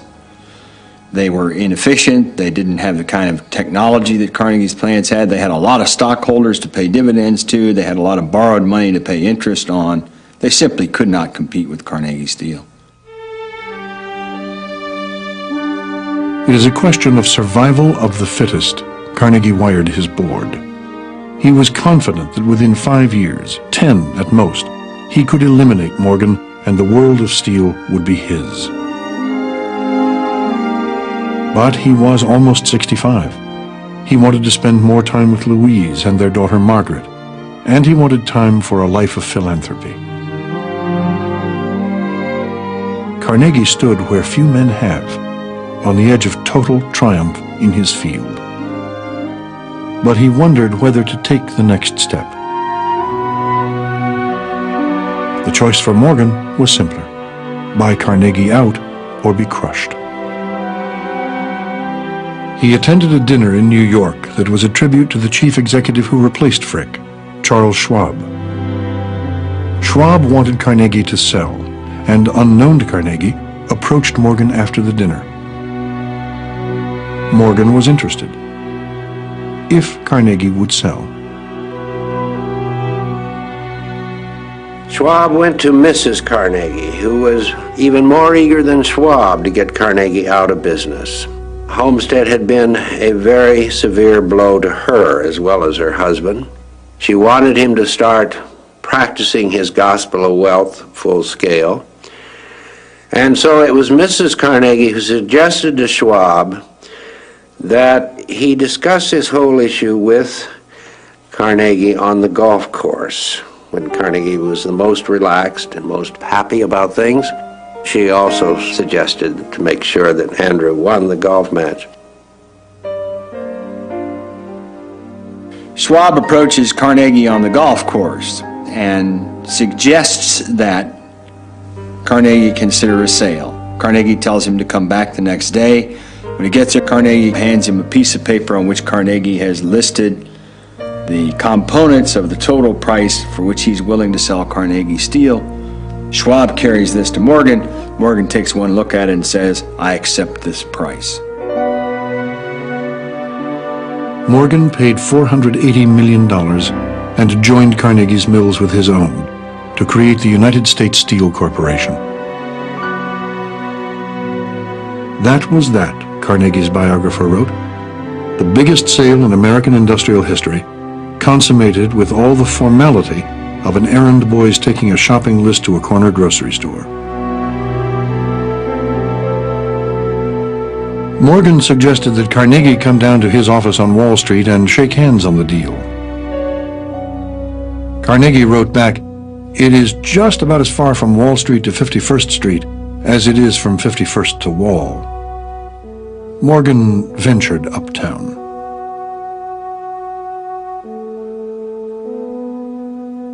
Morgan said, "Congratulations, Mr. Carnegie, you are now the richest man in the world."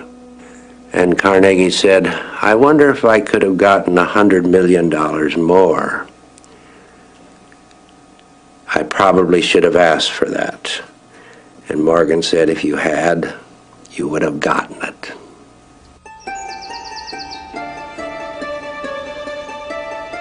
Carnegie would soon become the new Laird of Pittencrieff. He bought the park, then gave it to Dunfermline for everyone to enjoy. Carnegie called this gift the most soul-satisfying one he ever made. In all, he gave away $350 million. When he could not give it away fast enough, he created the Carnegie Corporation in New York to give it away for him. He then devoted his energies to world peace.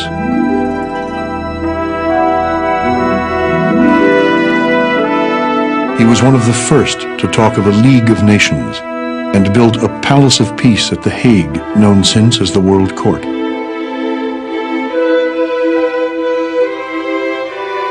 He foresaw the era of symmetry and began to lobby world leaders, especially Kaiser Wilhelm, whose ambitions for Germany were inflaming tensions in Europe.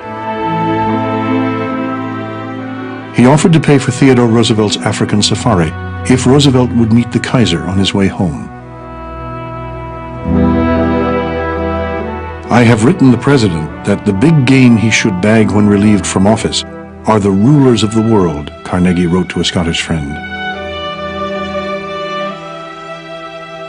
Carnegie flooded Roosevelt with advice on how he should tell the Kaiser that the mission of ensuring peace rested upon him.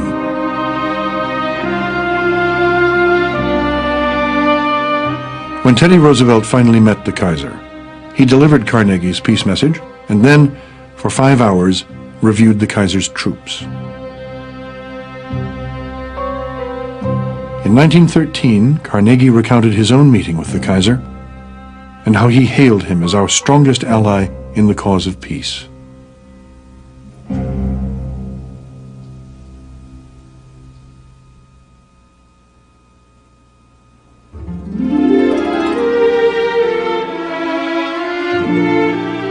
A year later, it was a beautiful August day at Skibo when word reached Carnegie that World War I had begun. He had just finished his autobiography. The last chapter recalled his efforts to ensure world peace.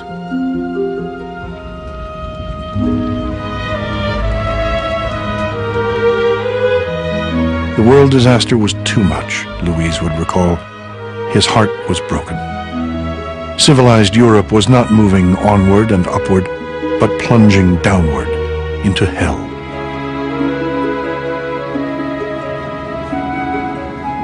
With Britain mobilizing for war, Carnegie left his beloved Skibo for the last time that September, 1914. Although he lived another 5 years, the last entry in his autobiography was the day World War I began.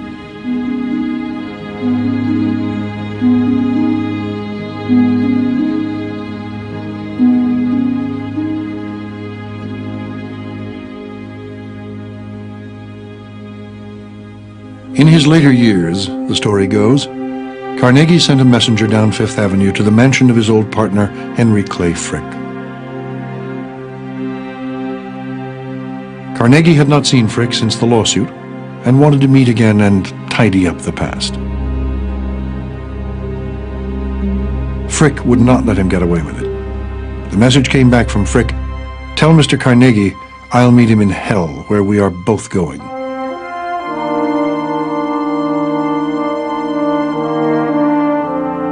Carnegie's vision had no room for hell.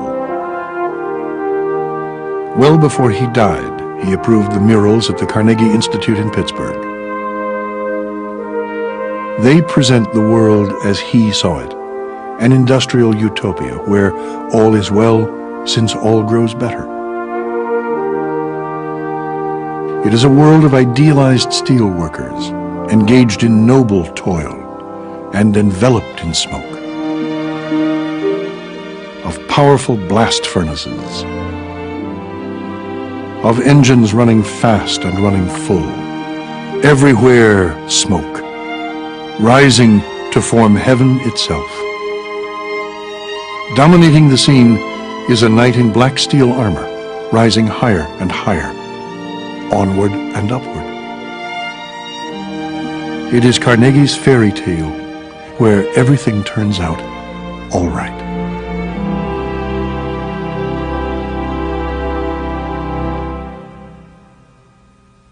To learn more about Andrew Carnegie and the American experience, visit us at PBS Online. Take a ride on the railroad that made Carnegie his first fortune. Visit a steel mill much like the ones Andrew built.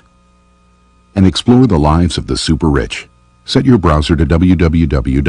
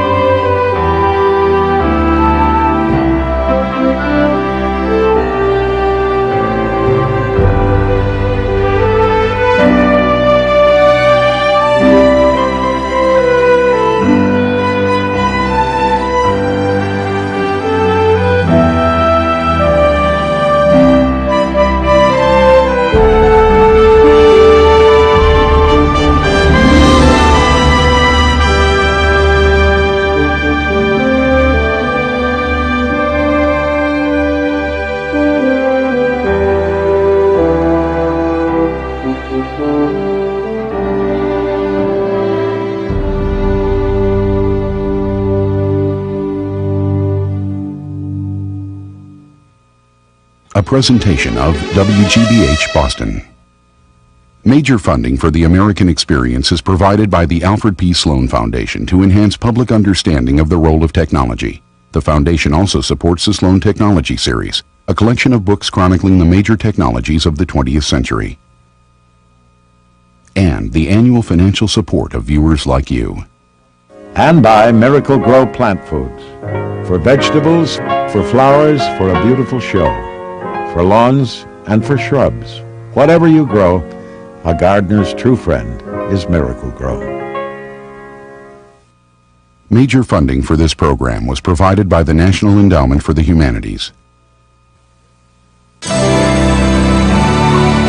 This is PBS.